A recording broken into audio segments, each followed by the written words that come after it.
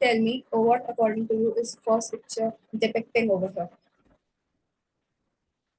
Uh, the first picture here tells us that every person who achieves a big thing in their life are not like they are getting it just in one go. They are like literally trying their at their lowest, and then little things and little efforts make them to came all on that place that where they are now. And I think, give me a moment, I'll explain Sure. it to you in a better way. So I think every, like for example, like if we take an example, it's like we can't give an exam of 10th class or 12th class directly. Just like in first go, we can't take admission in the class 10th or 8th. We have to we have to first learn the basics of everything, like ABCD. In Hindi we can say that all the terms of reading and understanding things. Then we'll move to the second, third, fourth class. That's how it's like. We can't always go on a, I'm sorry, we can't go always like on a last step of Level. of anything big. We have to take small steps for doing things in a great and good way and achieve something very bigger. That's what I can understand by this picture.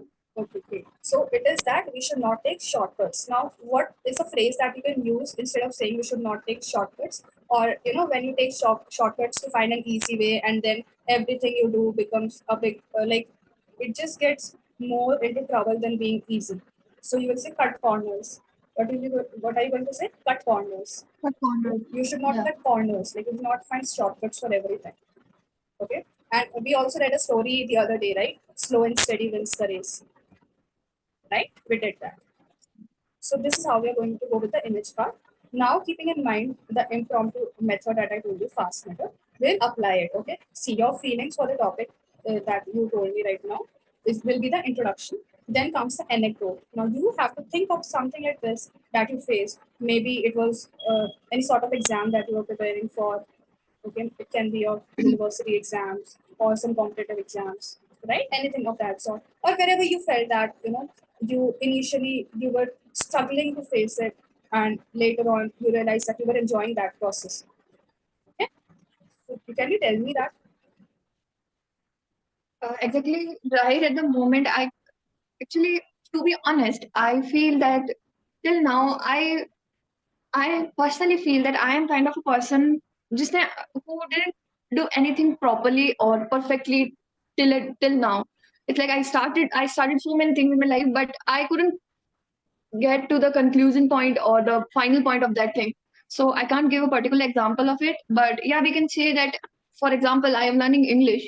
Uh, I basically belong from a Hindi medium school, and my college is also, yeah, I have subject English literature, but in our environment or surrounding, the thing is, if you have the subject English literature, then you just have to read the books and you have to just write the answers. Nothing like nobody can who is having subjects like English literature or English honors are able to speak that much good English fluently.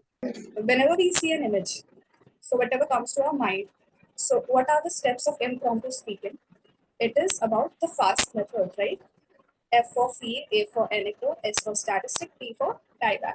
We did this in Right. the previous class, right? Feeling or Yes, ma'am. expressing the thoughts that you are getting after seeing that image. A for anecdote. Anecdote means any you have to share any real life based experience. It can be your Yeah, experience or it can be repetition, someone right? else. It's Yes. related to whatever you saw. Next comes S for statistics. Now, statistic is only required for any formal topic or any business related topic, right? And T for the Yes. tieback. Tieback is when you just digress from the topic whenever you are giving your real life experience. You just start speaking a lot about it and you forget what actual topic is. So tieback is to come back to the same topic. Okay. Also Yes. keeping in mind the TAP. Now, what is TAP? TAP. TAP is task, audience, and purpose. Okay. What is your task? To speak about a particular image. Who are your audience? Who are you speaking to? Are those people of different age groups, or is she your teacher, or is she your friend, or anyone? Okay.